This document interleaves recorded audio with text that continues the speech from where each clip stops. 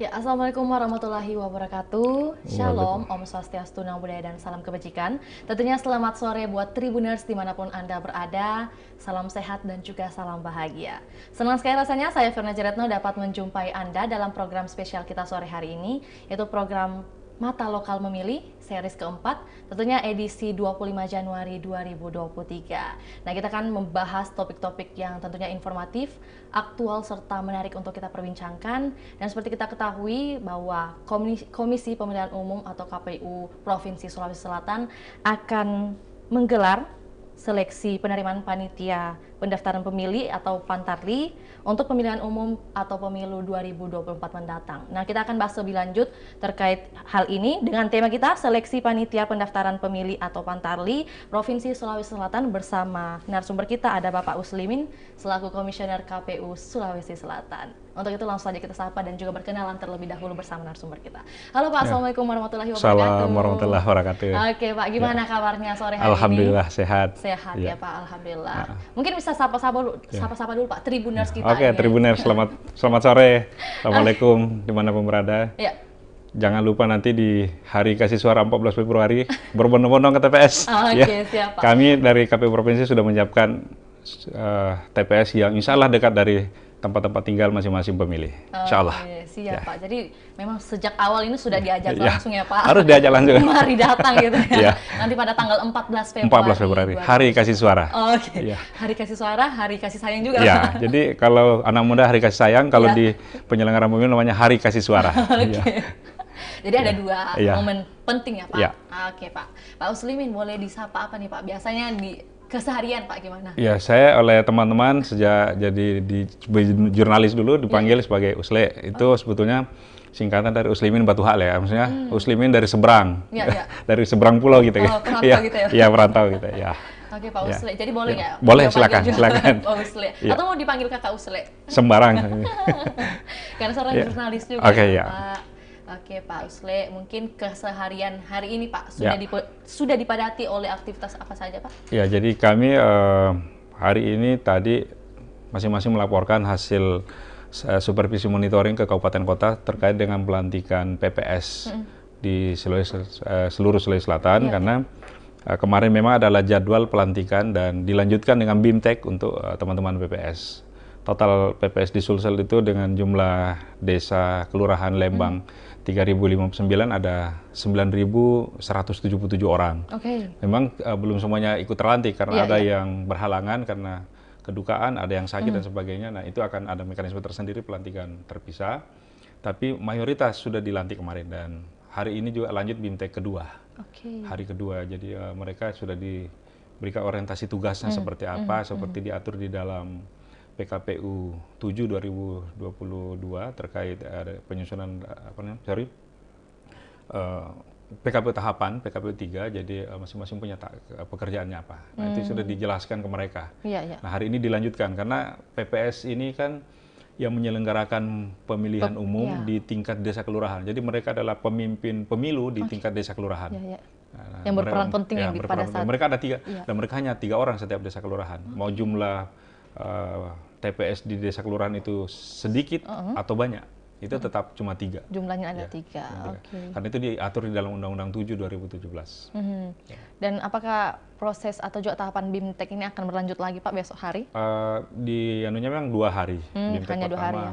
Nah, nanti sambil jalan akan ada BIMTEK lanjutan. Misalnya nanti dalam rangka penyusunan daftar pemilih itu akan ada BIMTEK untuk Pantarli. Jadi mereka juga akan membimtek ke Pantarli. Gitu. Jadi memang lagi sedang sibuk-sibuknya. Lagi sibuk-sibuknya. Iya, jadi memang kalau yang tadi Bapak katakan ada BIMTEK, kegiatan BIMTEK ini mungkin 2 hari gitu ya. Jadi pada sibuk-sibuk, baik itu dari orang yang mewakili desa dan juga kemudian ini teman-teman PPS kan kami sudah menyiapkan data awal untuk persiapan daftar pemilih. Mereka juga akan membantu KPU Kabupaten kembali memelototi apakah draft yang disiapkan terkait dengan daftar pemilih itu sudah sesuai atau belum. Kalau ada itu bisa saja mereka diskusi lagi dengan PPK-nya dan diskusi lagi dengan KPU Kabupaten Kota. Paling tidak penandaan sehingga kemudian dalam pelaksanaan coklit besok itu bisa betul-betul bisa efektif, efisien. Berarti cross check gitu ya, Pak? Cross check terus-menerus ya. Iya. Pak, tapi sebagai Komisioner KPU Provinsi Sulawesi Selatan, khususnya Divisi Data dan Informasi, Pak, gimana sih kesibukannya, Pak? Kalau soal kesibukan memang inilah salah satu divisi di KPU yang nyaris tidak ada berhenti kerjanya. Bahkan kemarin sebelum masuk tahapan pemilu pun kami itu melakukan pemutakhiran data dari waktu ke waktu setiap hari, setiap bulan karena memang perintah undang-undang begitu. Dan memang pasca pemilu 2019 barulah untuk kali pertama dilakukan pemutakhiran data secara berkelanjutan. Nah, jadi kami setiap bulan kemarin itu pasti ada rekap kita dilakukan dan begitu masuk tahapan PDPB-nya, pemutakhiran data pemilih berkelanjutannya di cut off, kita masuk di tahapan. Nah, itu jalan terus lagi. Jadi kami apa yang terjadi hari ini insya Allah tidak ada masalah karena ini sudah terbiasa. Bersyukurnya kami sekarang sudah ada perangkat ad hoc yang membantu kami di tingkat desa kelurahan, membantu kami di tingkat kecamatan. Kemarin mulai di bulan Maret 2020, sesungguhnya kan di Sulsel itu dan seluruh Indonesia yang tidak pilkada, itu memang melakukan pemutakhiran data secara terus-menerus. Jadi yang pilkada 2020 misalnya hanya 270 daerah pemilihan, 270 kabupaten kota, sisanya itu pemutakhiran terus. Nah, itu ditandai dengan turunnya surat edaran dari KPU Republik Indonesia, surat edaran 181 dan 182. Kami pemutakhiran, kemudian masuk 2021 pemutakhiran terus-menerus. Nah, kemudian di Sulsel awalnya hanya 12 kabupaten, di bulan April 2021, 12 kabupaten yang pilkada juga sudah mulai ikut pemutakhiran. Sampai kemudian masuk 2022, semuanya jalan pemutakhiran. Nah, kita berhenti di bulan September 2022 karena di cut off. Kita harus menyamakan titik dasar pijakan, datanya KPU, seperti apa, kemudian data dari Kemendagri. Nah, Kemendagri sudah menyerahkan DP4-nya kemarin, tanggal 14 Desember.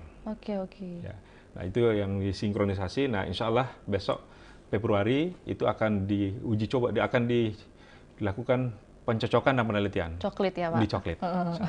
Jadi yang kerennya itu dikenal coklit ya, Pak? Tapi kepanjangannya itu pencocokan dan penelitian. Kami dulu punya istilah, kita bikin, jadi sebelum coklit kita bikin si cekcok dulu. Apa pengecekan dan pencocokan. Tapi katanya tidak bagus, konotasinya tidak bagus. Konotasinya agak negatif sudah, kalau itu karena sebetulnya kan bagus, pengecekan dan pencocokan.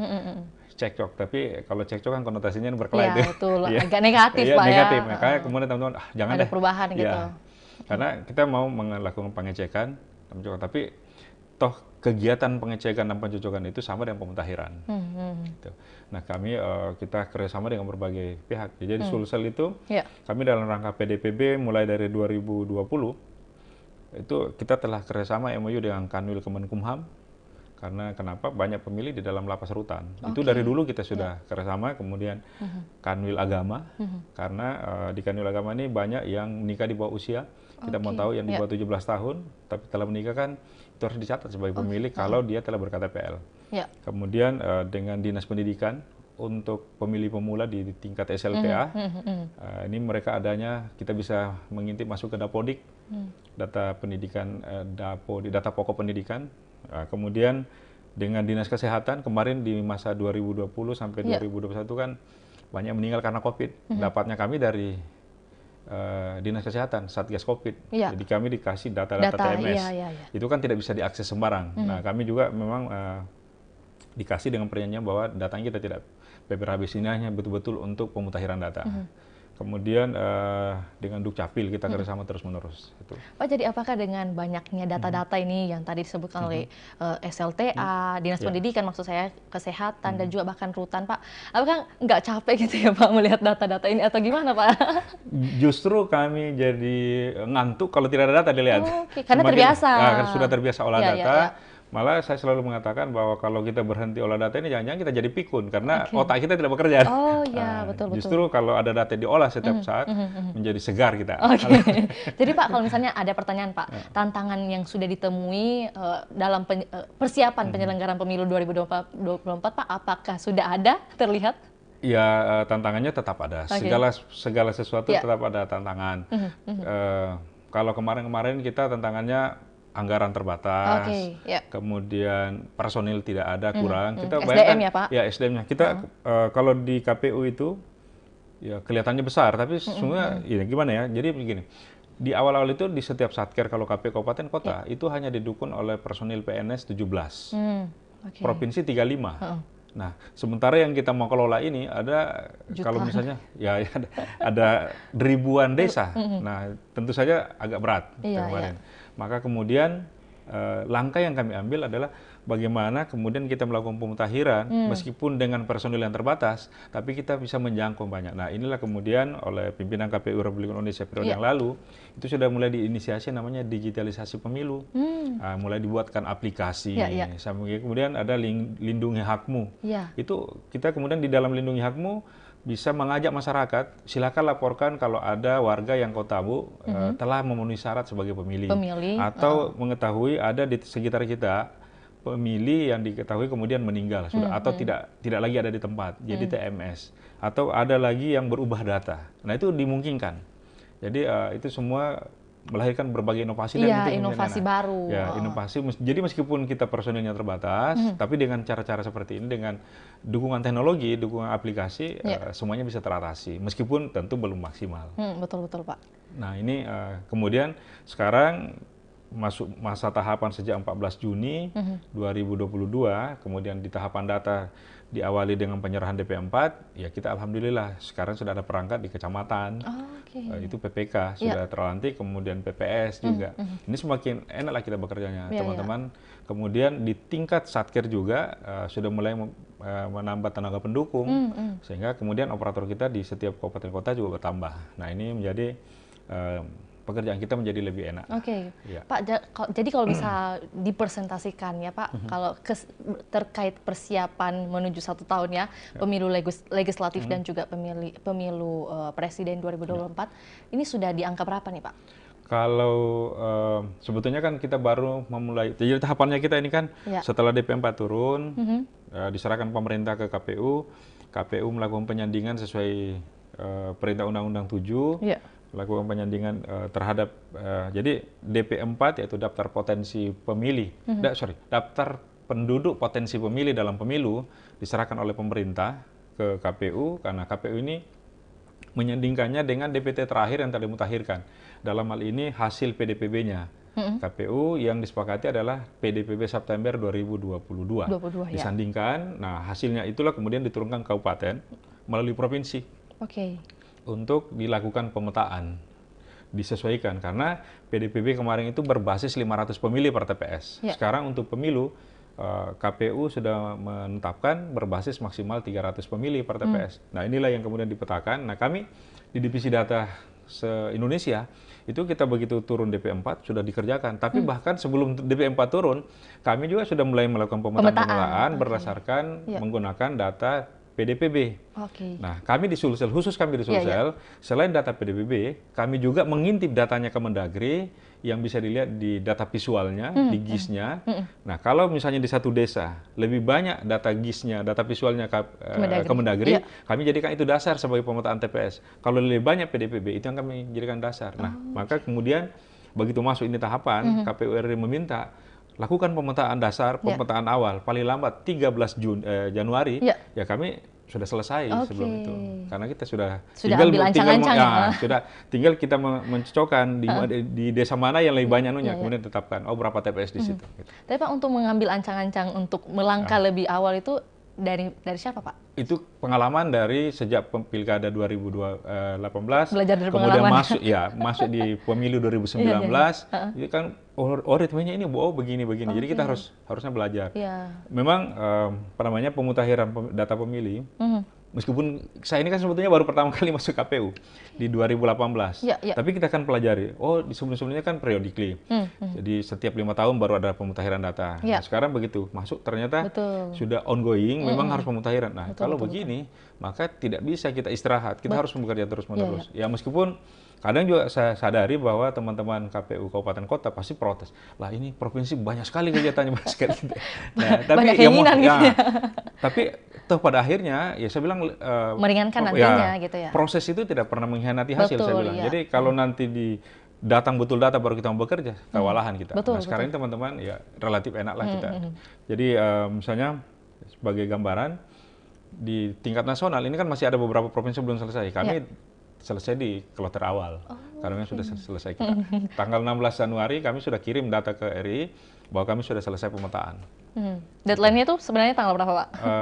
Sebetulnya deadline-nya masih sampai mungkin tanggal 27 besok, 27. tapi kita sudah selesai. Oke, jadi udah agak ringan ya, Pak? Ya, kita ini tinggal menunggu informasi dari teman-teman kabupaten kota, apalagi kemudian menunggu di RI, apalagi persoalan, kita tinggal menyesuaikan. Begitu ada permintaan, kita sesuaikan, ada permintaan kita sesuaikan. Tapi Pak, apakah dengan data yang sudah dikirim itu, apakah masih berlanjut proses pemutakhiran? Akan lanjut. Ini kan baru data awal, jadi kita ini baru memetakan.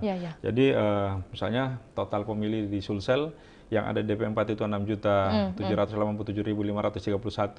Kita coba petakan, disebar ke dalam berapa TPS di jumlah 3.059 desa kelurahan. Ya. Awalnya kan, jadi begini, tanggal 5 Januari, kami ada Rakornas dengan KPU Republik Indonesia. Ini DP4 sudah akan diturunkan. Ya. Kemudian kita harus penyamaan dulu soal administrasi wilayah. Lalu KPU Republik Indonesia menyampaikan bahwa administrasi wilayah untuk Sulsel misalnya kecamatannya 313. Kami kaget, karena di data yang ada di kami itu adalah 311. Ada perbedaan. Ada perbedaan, ada selisih 2. Kemudian adwil untuk administrasi wilayah untuk desa kelurahan di data kami 3.048. Tiba-tiba KPU Republik Indonesia menyebutkan 3.059. Ada perbedaan, ada selisih 11. Nah, ini langsung kita cari di mana ini. Jadi langsung kita minta, mana dasarnya? Kasihlah kita Kemendagri nomor 100. Kami cari cepat. Kemendagri itu tebalnya 4.000 halaman. Karena seluruh kabupaten kota se-Indonesia dan seluruh desa kelurahan ada di situ. Maka kita temukan mulai di halaman 3.009 sampai 3.157. Itulah Sulsel. So, cari cepat. Didapat, hanya kemudian teman-teman, di Takalar ada 10 Kak, di Lutim 1, itu desa kelurahan. Kecamatannya di mana? Semua di Takalar. Nah, langsung kemudian koordinasi. Coba di klaster cepat pemilihnya di situ. Hanya kita sudah siapkan. Jadi begitu selesai, diturunkan data DP4 oleh KPU RI pada tanggal 8 Januari, kita langsung bagi ke teman-teman, atur dengan kita ketentuan sesuai dengan PKPU 7.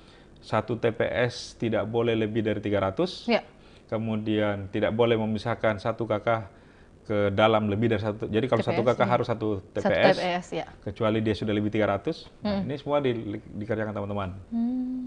Clear. Jadi efek dari pemekaran itu kita sudah mulai melakukan dari jauh sebelumnya persiapan. Jadi begitu ada perintahnya kita tinggal menyesuaikan. Dan ini ada kelebihan 11 kelurahan desa, Pak? Jadi ada penambahan, penambahan 11 desa kelurahan dan 2 kecamatan. Itu efek dari pemekaran yang terjadi. Efek dari pemekaran yang dilakukan. Ya, kita tidak bisa bantah itu karena di pemilu 2019 juga begitu. Di pemilu 2019 terjadi persis di Makassar itu untuk dapil kabupaten kota itu sudah 15 kecamatan termasuk Angkarang. Tapi di dapil provinsinya itu baru 14 kecamatan. Nah, ketika itu gimana menyelesaikan? Ternyata kan gampang karena sepanjang dapilnya masih sama antara induk dan pemekaran, ada masalah kan, tinggal digabung aja.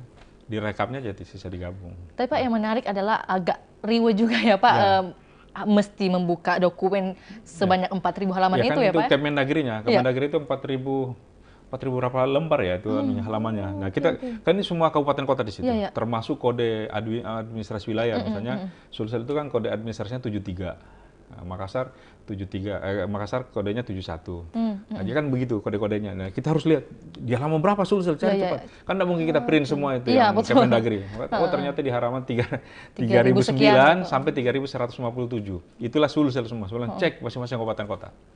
Ini atas perintah Pak Usle ya, mesti gercep gitu. Harus gercep cepat. Betul. Dan Pak, kabarnya baru-baru ini KPU Provinsi Sulawesi Selatan itu merilis ada perekrutan atau seleksi Pantarli nanti. Boleh dijelaskan Pak? Insya Allah sesuai tahapan di PKPU tahapan dan kemudian di PKPU 7 dan yang terbaru Juknis 27.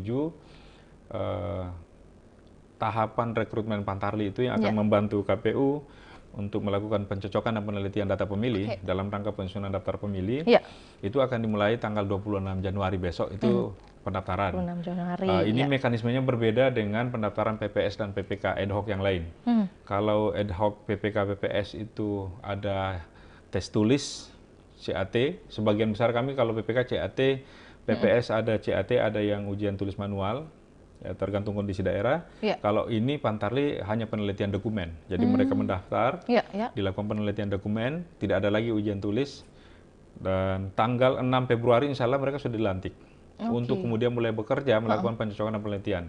Nah, paling hanya ada beberapa persyaratan tambahan karena sesuai rakor kami di tanggal 16 Januari secara nasional, rakor daring dengan KPU Republik Indonesia itu dipastikan bahwa dalam rangka coklit akan menggunakan aplikasi e-coklit secara nasional. Ya, ya. Bahwa tidak semua desa kelurahan akan terjangkau e-coklit, itu memang hanya untuk daerah-daerah yang betul-betul tidak ada jaringan internet. Tapi secara teknikal, pengembang aplikasi e-coklit yang diajak kerjasama dengan KPU Republik Indonesia itu memastikan bahwa sepanjang Pantarli yang terekrut nanti dalam BIMTEK-nya pernah datang di satu tempat yang ada jaringan internet, maka sesungguhnya itu pun bisa dilakukan e-coklit di daerahnya. Karena aplikasi e-coklit ini bisa dilakukan atau bisa dimanfaatkan secara offline. Jadi pertama dia harus online dulu untuk menarik data, mengunduh data dari SIDALI, Sistem Informasi Data Pemilih. Lalu kemudian dia kembali ke TPS asalnya untuk melakukan coklit. Baru di situ selesai nanti dia input masuk, cari lagi jaringan. Jadi mungkin. Jadi hampir pasti kami lagi proses mengidentifikasi di Sulsel dari 27.793 TPS yang telah kami siapkan, telah kami petakan. Inilah yang kita cek di teman-teman kabupaten kota, periksa baik-baik apakah ada TPS-TPS yang memang tidak ada jaringan internet di situ. Nah, kalau ada segera dilaporkan supaya kita bisa antisipasi. Nah, ini jadi Pantarlinya besok direkrut dan sesuai jumlah TPS. Nah, TPS-nya kan ada 27.000. Itu untuk TPS reguler ya. Karena di pemilu 2024 ada juga TPS lokasi khusus. Dan TPS lokasi khusus tidak menggunakan jasa Pantarli. Nanti kita akan bahas lebih lanjut Pak terkait TPS khusus itu. Tapi mungkin sebelumnya perlu diperjelas lagi bahwa mungkin tadi penyampaiannya agak cukup cepat ya Pak. Bahwa pendaftaran untuk Pantarli ini dibuka mulai 26 Januari hingga yang jelas tahapannya 5 Februari mungkin ya? 6 Februari sudah dilantik. 6 Februari sudah dilantik. Berarti jauh-jauh sebelum hari mungkin sudah selesai Pak untuk pendaftarannya. Saya cek dulu. Saya tidak sampai tahapan yang berapa, penting, tapi yang jelas mulai 26 Januari. 26 Januari udah buka. Pendaftaran. Terus mereka dilantik kemudian bisa bekerja itu tanggal 6 Februari tanggal Pak? 6 Februari. Tanggal 6 Februari pelantikan. Mulai bekerjanya? Mulai bekerja setelah pelantikan. Jadi setelah mereka sudah dilantik, mereka langsung berkoordinasi dengan PPS-nya.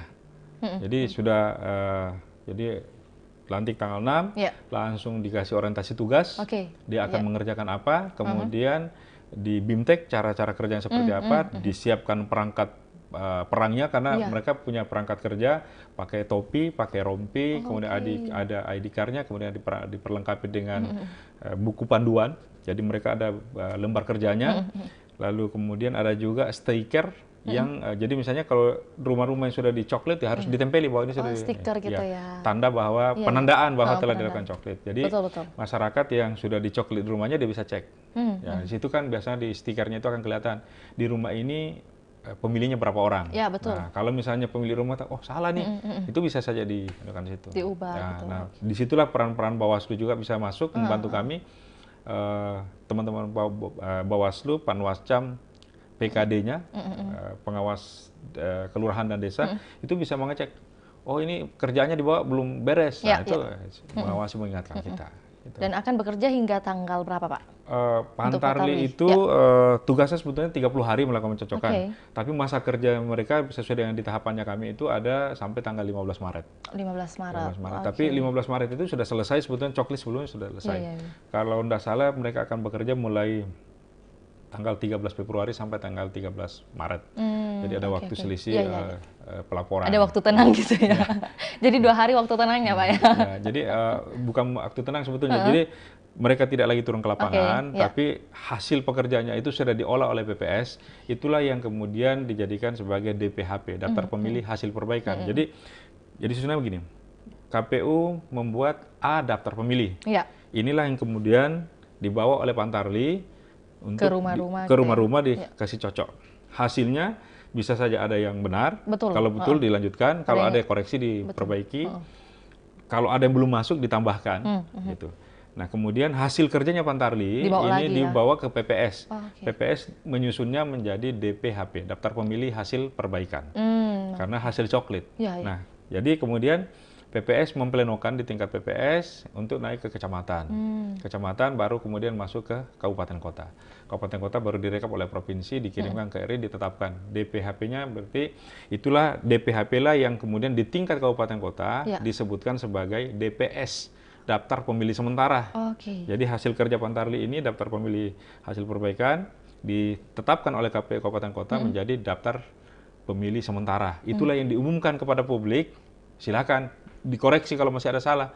Kan belum tentu benar semua juga hasil kerja coklit, hasil kerja Pantarli.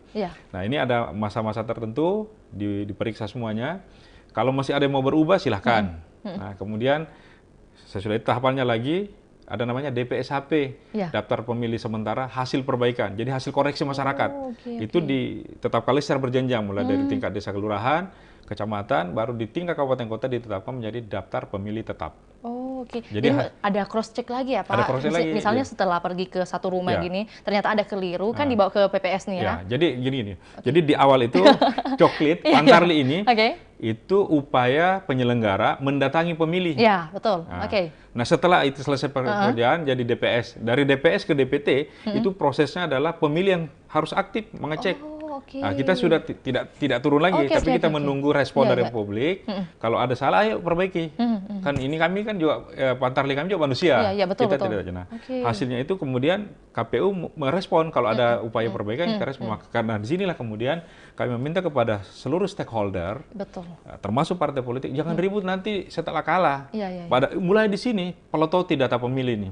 Kalau misalnya masih ada warga kita yang berkualifikasi pemilih, ternyata dia belum masuk, tidak terdaftar, laporkan segera. Nah, jadi dua mekanisme nih. Di awal KPU mendatangi pemilih. Betul. Yang kedua, pada momen berikutnya menunggu. Kami sudah datangin. Tapi Pak, gimana kalau misalnya ya pemilih ini tidak punya kesadaran Pak untuk cross check nih? Gimana Pak? Nah, begini. Jadi ini sebetulnya kegiatan pemilu 2024 dan pemilu-pemilu sebelumnya, sesungguhnya itu bukan pemilunya KPU. Betul. Ini pemilih bangsa dan negara, agenda bangsa dan negara. Di dalam Undang-Undang 7 pasal 434 itu sudah disebutkan di ayat 2 huruf A sampai huruf G, peran-peran pemerintah dan pemerintah daerah. Jadi ini ada semua peran pemerintah daerah, semua ada, peran seluruh masyarakat. Nah, jadi kami di Pilkada 2020 misalnya, dengan membaca undang-undang itu, wah ini tidak bisa. Kita tahu ini ada pemilih, dia usianya 17 tahun, atau kurang 17 tahun tapi telah menikah, belum punya KTPL. Bagaimana caranya supaya mereka ini tidak kehilangan hak konstitusi? Maka kita dorong kemarin itu, ayo pergi di Capil, urus KTPL. Karena syarat untuk memilih nanti, itu harus terdaftar di DPT. Satu, yang kedua punya KTPL. Nah, kalau tidak punya KTPL kan tidak bisa. Ibaratnya, saya selalu mencontohkan, mengilustrasikan, kita punya uang, kita mau ke Surabaya, ada pesawat terbang sana, beli tiket. Apakah kita bisa sudah langsung terbang? Belum. Harus dulu, check-in dulu. Check-innya untuk cari boarding pass, akan duduk di seat berapa. Nah, seperti itu juga dalam pemilu. Dia telah 17 tahun pada hari H, atau kurang 17 tahun tapi telah menikah. Udah punya hak gitu ya? Nah, berarti dia sudah masuk kategori pemilih. Bukan TNI Polri, dia pemilih. Tapi apakah sudah bisa memilih? Belum tentu. Dia untuk bisa jadi pemilih harus terdaftar dalam daftar pemilih. Untuk terdaftar dalam daftar pemilih, dia harus ber-KTPL. Nah, itu boarding pass-nya adalah KTPL. Nah, jadi ini yang, nah kami di Pilkada 2020, kemudian kita gagas Gerakan Nasional Percepatan Perekaman KTPL.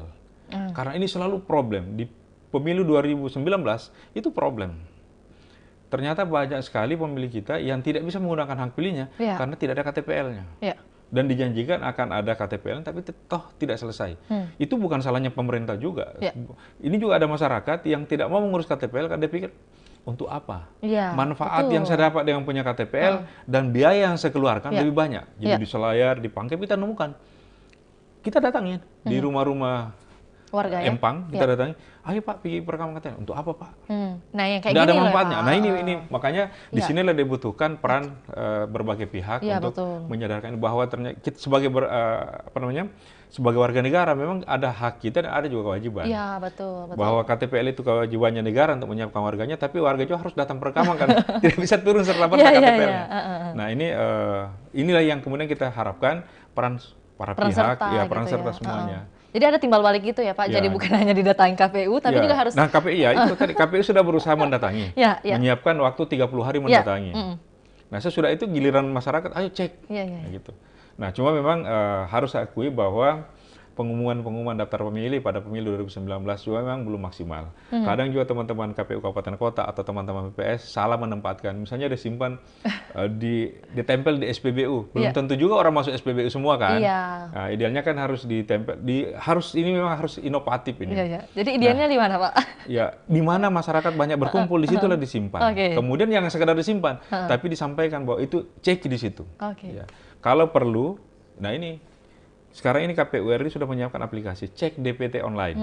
Jadi ini harus dikasih masif. Nah, termasuk kegiatan kita ini mudah-mudahan kegiatan Betul. ini Melalui tayangan ini ya, melalui Pak? tayangan ini publik Sulawesi Selatan atau Indonesia dimanapun berada ini bisa melihat bahwa ini harus seperti ini.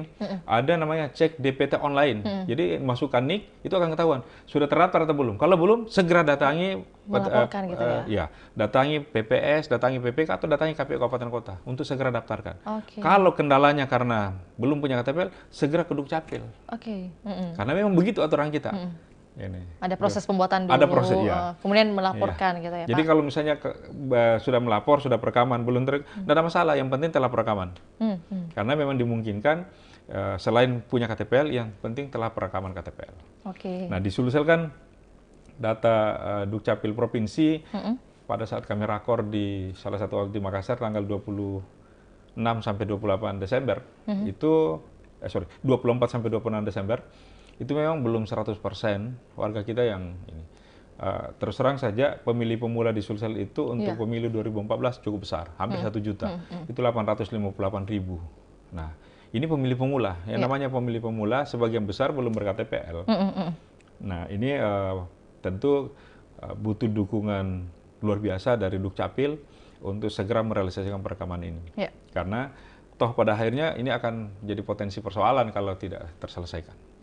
Nah, tapi teman-teman di Dukcapil kita tahu lah mereka pasti bekerja keras juga untuk kepentingan bangsa dan negara ini. Iya. Saling bekerja sama ya Pak. Tapi gimana ya untuk menumbuhkan gitu kesadaran masyarakat juga? Ya. Nah, ini kan tadi juga selain kami pleno di kantor KPU juga ada undangan dari Kesbangpol. Itu dalam rangka sosialisasi pendidikan pemilih. Jadi memang ini semua sudah bergerak sih sebetulnya semua stakeholder, pemerintah daerah semua saling bergerak di kepolisian di ini semua. Kelihatan kita kemarin di pelantikan PPS semua dihadiri oleh Forkopimda. Itu menunjukkan bahwa sesungguhnya ini gairah untuk berpemilu ini memang sudah merasuk kemana-mana, gitu ya. Kelihatan kemana-mana. Ya tinggal ini memang harus dipertahankan terus sehingga kemudian geraknya ini nadinya ini kencang terus, supaya jangan di awal-awal kencang tapi lama-lama kemudian melemah. Dikendor gitu ya. Gitu. Tapi Pak mungkin kita kembali sedikit ke Pantarli Pak. Tadi sudah cukup sangat jelas ya penjelasannya bagaimana mekanisme seharusnya. Dan kalau misalnya kita kembali ke Pantarli Pak, tentu saja menjadi pertanyaan juga bagi Tribuners, mungkin ada yang berminat ya Pak. Sebenarnya ada kriteria sendiri nggak sih? Ya, jadi syaratnya yang pertama adalah dia telah terdaftar sebagai pemilih. Sepanjang dia usianya 17 tahun ke atas, sampai usia 50 tahun. Karena Pantarli ini nanti, mungkin sampai 55, saya tidak hafal usia batas atas ya. Karena nanti ini Pantarlinya akan diharapkan menjadi KPPS. Dia menjadi bagian dari kelompok penyelenggara pemungutan suara di hari H nanti. Jadi di hari H tinggal kita rekrut 6, karena KPPS-nya ada 7. Dia kita harapkan menjadi KPPS 4 yang menangani masalah daftar pemilih. Sehingga dan belajar dari pemilu 2019 yang banyak KPPS meninggal, maka itu kan ada pembatasan usia. Mungkin pembatasannya nanti KPPS maksimal 55 atau 50, saya tidak hafal persis. Ada sudah diatur di Juknisnya, teman-teman SDM tahu persis itu. Yang jelas dia satu harus terdaftar sebagai pemilih dan menjadi Pantarli di TPS tempat dia tercatat. Jadi satu TPS satu Pantarli. Nah, jadi Bagaimana kalau di satu TPS tidak ada yang bersedia jadi Pantarlih? Iya. Itu dimungkinkan diambil dari TPS sebelah, TPS tetangga. Iya, iya. Itu dimungkinkan. Kalau di TPS tetangga juga tidak ada, maka dimungkinkan diambil dari desa tetangga. Nah, itu ada anunya lah. Karena kemudian yang kedua, dia mengerti IT, karena itu tadi akan ada Pakai aplikasi gitu ya? dalam rangka coklitnya. Jadi mengerti IT dan tentu punya perangkat IT. KPU tidak menyiapkan perangkatnya, jadi harus menggunakan perangkat sendiri. Paling tidak Android ya, Pak? Ya, pakai Android dan ada standar tersendiri. Kalau nggak salah memorinya 2 GB, itu standar. Sebetulnya cukup itu. Cukup. Ya, kalau Makassar kemarin kan 2 GB bisa di e-coklit Makassar. Nah, itu hanya itu hal-hal teknis. Kemudian berikutnya, karena dia menjadi penyelenggara, tentu saja dia tidak ada namanya di Sipol. Artinya dia bukan bagian dari partai politik. Dia harus sebagai penyelenggara dia harus netral kan. Iya, betul. Kemudian hal-hal integritas lainnya, misalnya dia bukan narapidana korupsi, bukan pengedar dan pengguna narkoba, itu kita sampaikan semuanya. Itu persyaratan anunya. Jadi tidak ada berdasarkan misalnya harus kepala desa, nggak ada ya, Pak? Ya. Tapi sebetulnya ini kami tambahkan sebetulnya penambahan non formal, tapi sebetulnya bukan, kalau yang jelasnya kan ada di aturannya ya. Ya, kita tambahkan bahwa tidak boleh yang kita rekrut, ini sudah saya sampaikan ke PPS, nanti teman-teman kalau mau merekrut Pantarlih tidak boleh merekrut yang autis sosial, yang hanya sibuk dengan dirinya, tapi dia harus memang betul-betul dia kenali orang-orang di kampungnya, sehingga dia tahu persis, oh ini, kan dia kan akan melakukan pencocokan dan penelitian. Bagaimana kalau misalnya dia datang melakukan pencocokan penelitian, orang-orang yang dia tidak kenali semua. Jadi agak susah juga ya. Agak susah. Nah, jadi pengalaman di Pilkada 2020 ya, di pemilihan 2020 kemarin itu 3 PPDP. Jadi kalau di Pilkada namanya PPDP, kalau di pemilu namanya Pantarlih. Karena undang-undangnya berbeda dan pengistilahannya begitu. Di Pilkada 2020 itu 3 PPDP dengan tingkat tercepat selesai coklitnya itu semua Gorontalo. Nah, setelah ditelusuri ke sana, dicek, diuji petik oleh KPU Republik Indonesia, itu mereka ternyata ketua RT-nya. Jadi dia cepat, dia tahu semua orang, jadi coklitnya dia 1 hari. Padahal satu TPS 500. Tapi dia karena dia jauh sebelumnya dia sudah tahu, oh ini orang-orang saya, jadi tinggal dia tanda-tandanya aja, karena dia sudah tahu persis. Nah, pada Pilkada 2020 sebetulnya untuk overall satu kabupaten itu hampir selesai dapat satu, masuk tercepat Kabupaten Bulukumba. Karena itu baru hari keberapa Kabupaten Bulukumba sudah berada pada angka 96% selesai. Tersisa 44 TPS. Tapi tidak bisa diselesaikan karena kenapa? Ini 44 TPS ini yang belum selesai coklitnya itu semua ada di kota dan di kompleks-kompleks perumahan yang warganya itu Senin sampai Jumat tidak ada di rumah. Bekerja, jadi tidak bisa dicoklit. Nah, akhirnya itu tertahan kita. Tapi syukurnya Kabupaten Bulukumba tetap masuk kelompok 50 besar dari seluruh penyelenggara. Nah, tapi yang tercepat justru Kabupaten Majene. Nah, itu kan kita juga biasanya dalam rangka begini untuk merangsang supaya teman-teman bekerja dengan maksimal, ada juga biasa dikompetisikan. Betul. Siapa yang duluan ya? Dikompetisikan secara nasional gitu ya. Oke. Jadi memang kalau misalnya seperti kasus yang di Gorontalo itu ya Pak, ternyata kan ketua RT. Ketua RT-nya, jadi dia hafal warganya. Jadi dia betul-betul, dia tahu, ini. Dan dia tetap datang. Jadi meskipun dia hafal, tidak boleh di... Berarti tidak dipermasalahkan dong ya Pak? Tidak masalah, karena memang clear. Yang intinya kan kita ini coklit itu menghasilkan data pemilih yang valid dan akurat. Sesuai, betul. Jadi dia memang sebelumnya sudah dia tahu, jadi tinggal dia jalani aja. Gitu. Tapi sekarang ini dengan e-coklit, ini juga kan banyak juga ini para pemain tanda petik ya.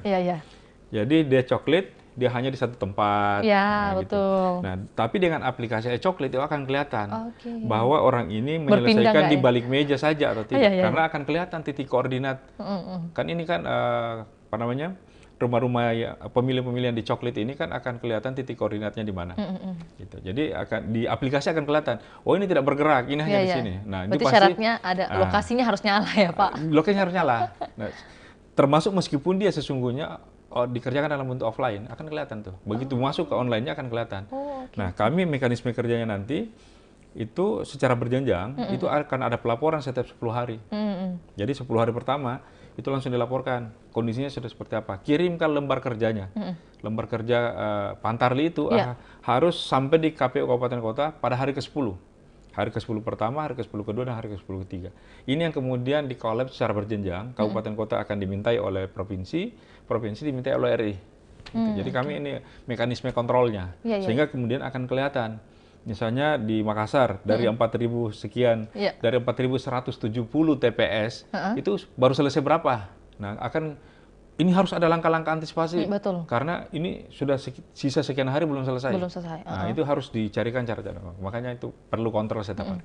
Berarti ada baiknya juga ya Pak, kalau misalnya Pantarlinya ini adalah orang milenial ya Pak. Ya, jadi kan udah mengerti IT. Kita harapkan itu. Apalagi dan juga mudah bersosial gitu ya. Apalagi pemilih kita di Sulsel itu setahu kami lebih dari 50% itu pemilih milenial. Jadi kelompok usia di bawah 40 tahun tuh, itu sampai 54%. Ini belum saya cek ulang yang terbaru berdasarkan DP4, tapi berdasarkan di PDPB kemarin tuh 54% itu adalah pemilih usia di bawah 40 tahun. Oke. Jadi besar sekali. Tapi bagaimana dengan antusias pemilih, calon pemilih? Kalau melihat antusiasme pendaftar di PPK dan PPS, luar biasa sekali. Ya, tinggi ya? Tinggi sekali. Jadi misalnya di pendaftar PPS saja itu di Makassar ada berapa ribu, banyak sekali. Di kabupaten-kabupaten juga begitu. Dan kami menghadiri sejumlah kabupaten kota menyaksikan proses seleksinya itu, mereka betul-betul, saya merasakan betul ada aura pesta di situ. Mereka betul-betul semangat sekali semuanya anak-anak muda kita. Di Bantaeng misalnya kemarin itu PPS-nya itu rata-rata anak muda, dan didominasi oleh perempuan. Meskipun memang secara keseluruhan pemilih kita di Sulsel memang dari 24 kabupaten kota itu 19 kabupaten kota memang lebih banyak perempuan. Hanya 5 kabupaten yang pemilihnya lebih banyak laki-laki. Gitu. Jadi sebelumnya 4. Sebelum-sebelumnya itu pemilih terbanyak laki-laki hanya 4 kabupaten. Tapi sekarang ini di data terbaru ini nambah 1 kabupaten yang lebih banyak laki-lakinya, yaitu Luwu Utara. Sebelumnya kan Nrekan, Toraja Utara, dan Luwu Timur itu banyakkan pemilih laki-laki. Selebihnya perempuan. Tapi ini yang terbaru Toraja, Luwu Utara pun lebih banyak laki-laki. Jadi bertambah jadi 5 ya Pak? Bertambah jadi 5, perempuannya. Gitu. Oke. Tapi Pak, tadi kan sempat Vio tahan juga Pak, bahwa kita akan bahas lebih lanjut terkait lokasi khusus nih Pak, TPS khusus nih. Silakan Pak. Jadi TPS lokasi khusus itu begini, TPS lokasi khusus ini adalah yang saya baca, karena saya membaca sejarah pemilu di Indonesia, yang diakui sebagai pemilu pertama kan pemilu 55. Meskipun sesungguhnya kalau kita kaji lebih dalam, ada buku juga yang terbaru itu terbit, pemilu itu kan banyak sebelumnya. Bahkan sebelum kemerdekaan sudah ada pemilu lokal. Sebagai cikal bakal pemilu Indonesia. Tapi sejarah nasional mengakui mulai pemilu pertama 55. Nah, mulai 55 sampai pemilu 2019 itu kan belum pernah ada TPS lokasi khusus. Barulah kali ini pada pemilu 2024 disiapkan TPS lokasi khusus. Ini juga sebetulnya untuk merespon berbagai persoalan pada pemilu 2019. Pada pemilu 2019 misalnya, perlakuan kita untuk penghuni atau warga binaan di lapas dan rutan itu kan hanya menggunakan surat suara yang tidak terpakai di tempat sekitarnya. Nah, ini padahal warga binaan lapas dan rutan juga itu diakui hak konstitusinya. Nah, karena itu di pemilu 2024 ini oleh KPU Republik Indonesia setelah berkonsultasi dengan pemerintah dan DPR itu diputuskan dalam bentuk PKPU untuk membuka TPS lokasi khusus. TPS lokasi khusus itu diperuntukkan pertama, satu, pada warga binaan lapas dan rutan. Kemudian kedua, warga yang di panti rehabilitasi dan panti jompo, kemudian panti sosial, kemudian warga yang menjadi korban bencana, kemudian warga yang di daerah konflik sosial, kemudian di wilayah pertambangan dan perkebunan, kemudian di sekolah-sekolah yang berasrama, termasuk pesantren. Nah, ini semua yang boleh dibuka TPS lokasi khusus. Nah, jadi intinya adalah TPS lokasi khusus diperuntukkan kepada pemilih yang tidak bisa memilih di daerah asalnya, tempat dia tercatat sebagai pemilih, karena dia satu dan lain hal berada di dan terkonsentrasi di satu tempat. Di suatu lokasi tertentu gitu ya. Salah satunya lapas rutan atau di wilayah tambang. Nah, karena itu kita di Sulsel dalam pemetaan kami pendekatannya juga kalau TPS lokasi khusus itu pendekatan adalah pendekatan de facto. Oh, oke. Nah, jadi mereka tinggal beraktivitas di situ, Iya, betul. tapi KTPL-nya aktif di luar. Kalau TPS reguler, pemilih reguler itu de jure, jadi berarti mereka ditempatkan di TPS di mana mereka berdokumen kependudukan. Kalau ini TPS lokasi khusus itu de facto, misalnya dia KTP-nya di Selayar, tapi dia di Lapas Makassar, maka dia dibuatkan di memilihnya Makassar. di Makassar. Ya, nah ini anunya. Kemudian yang kedua, ada prasyarat sebelumnya. Pemilik lokasi itu mengajukan permohonan ke KPU untuk dibukakan TPS lokasi khusus di tempatnya. Oke. Nah, Lapas Rutan clear karena ini perjanjian antar lembaga. Betul. Ya, antar lembaga negara. Nah, bagaimana yang di daerah yang lain yang bukan misalnya bukan antar negara tapi non formal misalnya tambang dan sebagainya. Iya, betul. Yang bukan ini lembaga berarti gitu ya. Berarti mereka itu harus mengajukan ke KPU kabupaten kota. Melalui KPU kabupaten kota meminta. Dengan konsekuensi mereka kalau meminta dibuka TPS lokasi khusus, maka mereka wajib menyediakan data orang-orang yang akan ditempatkan di situ. Siapa-siapa mereka? Mana KTPL-nya? Sehingga kami cross-check di DP4, kita cross-check secara nasional di Sidali, betulkah dia telah tercatat sebagai pemilih di daerah asalnya? Sehingga kemudian daerah asal di TMS-kan, dan kemudian masuk di TPS lokasi khusus dengan kode TPS-nya kode 90, 901 mulai. Dengan sumber data lokasi khusus, berarti di sana terhapus. Terhapus dengan dicatatnya. Dipindahkan ya? Iya, dipindahkan. Jadi TPS lokasi khusus pada akhirnya sesungguhnya adalah TPS DPTB, TPS pemilih pindah yang di DPT-kan, gitu, yang dijadikan sebagai pemilih tetap. Ya. Nah, ada biasa pertanyaan, bagaimana kalau misalnya dia sudah masuk di sini, dia sudah masuk di sini. Tiba-tiba taruhlah dia penghuni Lapas Rutan. Tiba-tiba karena dia membuat sebuah prestasi misalnya, lalu kemudian dia bebas lebih awal, dapat penghargaan dari negara. Ya enggak apa-apa, dia kembali ke TPS asal. Berarti dicoret lagi. Dikembalikan aja, kan ada historinya kan di Sidali. Ada aplikasi, jadi tidak ada masalah. Nah, tapi intinya adalah TPS lokasi khusus dibuat untuk menyelamatkan hak konstitusi. Nah, karena itu juga ini, tapi tidak boleh juga terlalu gampang dibuat. Karena ini harus disiapkan lebih awal. Ini bekerjanya bersamaan dengan coklit. Nah, kalau TPS lokasi khusus, yang mengerjakan bukan Pantarli, tapi langsung oleh KPU. KPU Kabupaten Kota dibantu PPK dan PPS. PPK alamat lokasi khusus itu. Tapi Pak, gimana misalnya kalau misalnya salah satu syarat tadi bahwa misalnya asrama ya, tapi kalau misalnya jumlah siswa pemilih tidak sampai misalnya 300, gimana? Apakah tetap dibuka? Jadi ada prasyarat sepanjang bisa dibentuk satu TPS. Nah, ini kita lagi lagi nunggu jumlah persisnya berapa. Ya. Berapa satu TPS, satu TPS. Syaratnya gimana, Kak? Nah, kalau kemarin di Pilkada itu kan syarat membentuk satu TPS kan 30 pemilih. Nah, kalau misalnya cukup, nah taruhlah katakan 50. Kalau cukup 50 bisa dibuka. Sepanjang dengan catatan harus ada yang menjadi penyelenggara di situ, Bang. Maka kewajiban pemilik lokasi yang mengajukan, dia juga harus menyiapkan calon penyelenggara sebagai KPPS. Disiapkan sendiri ya? Disiapkan gitu? Situ. Iya kan, kalau tidak maka KPU harus menyiapkan menyiapkan itu untuk ditugaskan ke situ. Karena itu dimungkinkan mereka jadi pemilih pindah.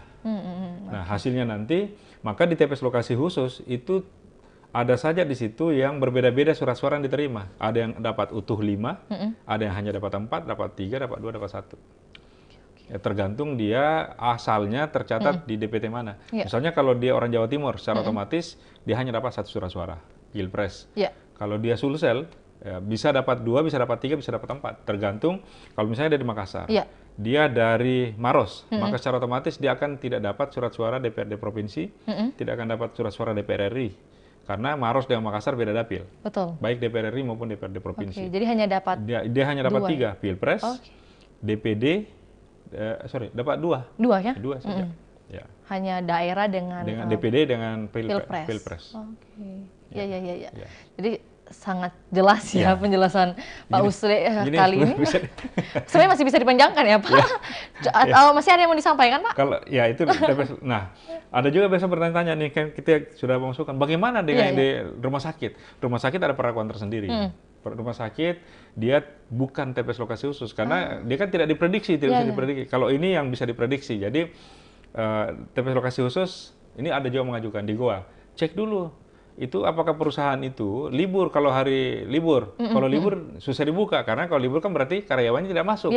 Sementara hari kasih suara itu 14 Februari adalah hari libur nasional. Betul. Bukan hari yang diliburkan. Memang sudah hari libur nasional. Gini. Kalau dulu kan hari yang diliburkan, sekarang sudah hari libur nasional. Maka perusahaan-perusahaan yang memang ada liburnya harusnya libur aja. Jadi mereka bisa kembali. Nah, yang berat ini sebetulnya di pesantren-pesantren. Kalau di Jawa itu kan pesantren-pesantren banyak sekali. Nah, kalau di pesantren misalnya ini ada kami temukan di Wajo. Jadi kita sudah sekarang ini teman-teman KPU Kabupaten Kota khusus untuk potensi-potensi TPS lokasi khusus itu wajib rapat dengan stakeholder semuanya. Pastikan bahwa memang ini warganya tidak bisa pulang. Kalau tidak bisa pulang dan harus tinggal, maka silakan. Tapi harus ada penanggung jawabnya. Gitu. Jadi pemilik lokasinya, kemudian data-datanya diperlengkapi betul, karena ini juga bisa disalahgunakan. Betul. Ini bisa TPS lokasi khusus ini bisa menjadi senjata makan tuan, bisa ajang keributan antar sesama peserta, karena bisa saja dengan TPS lokasi khusus orang saling jegal. Ini ada potensi itu, tapi buat kita sebagai penyelenggara, kita buat ini dengan maksud agar seluruh pemilih bisa menggunakan hak pilihnya, dengan artinya dengan tidak melanggar ketentuan, maka dibuatkan regulasinya. Gitu. Jadi memang sudah dipersiapkan dari jauh-jauh hari ya, Pak. Jadi harus Jadi ini teman-teman di kabupaten kota kita minta untuk betul-betul memelototi data itu. Jadi ini satu contoh di Bantaeng. PT Huadi, ada PT Smelter sana kan, kita sudah dapat datanya, jauh-jauh hari sebelumnya kita sudah dapat, ada karyawannya 2042, itu sudah terklaster. Ini tambang ini berada di Desa Papanloe. Nah, karyawannya ada berapa warga Desa Papanloe? Kemudian ada berapa warga di luar Desa Papanloe, tapi masih di kecamatan yang sama, Kecamatan Pak Jukukang.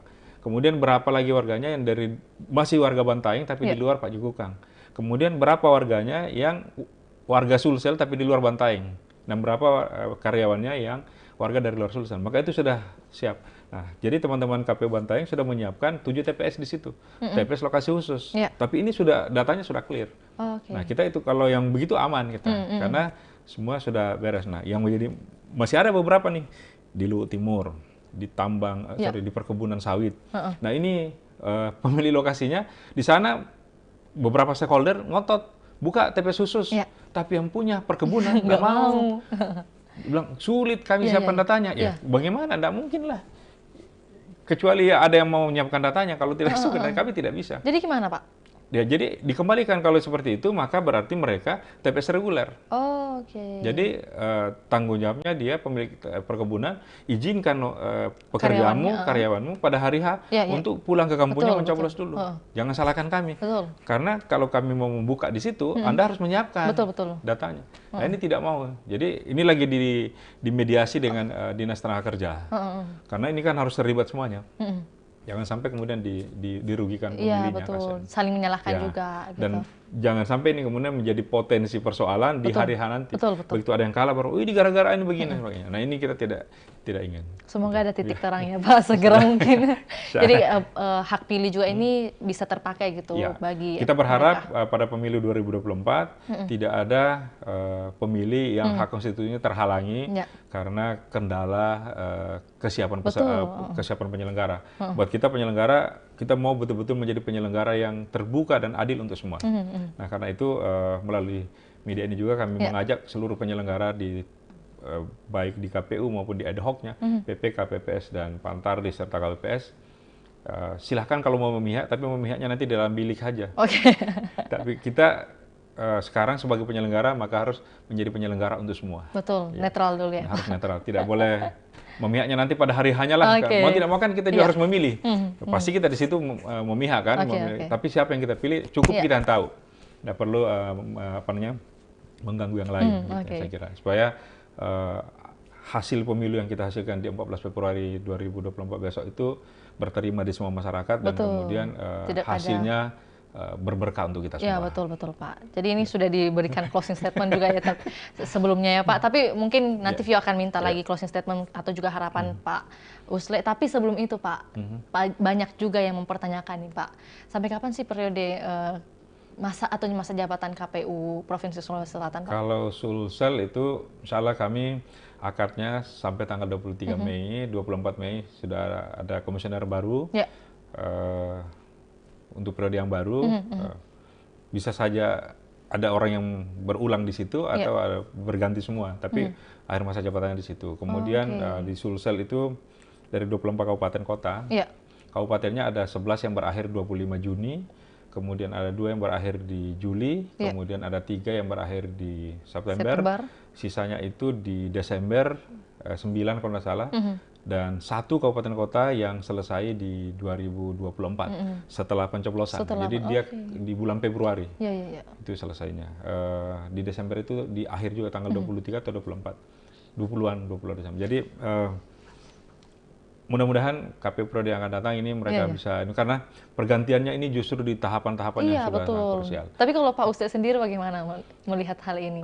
Kami tidak bisa berkomentar karena kita ini adalah mandatori undang-undang, pelaksana regulasi. Kalau misalnya dinyatakan berhenti hari ini, kita berhenti.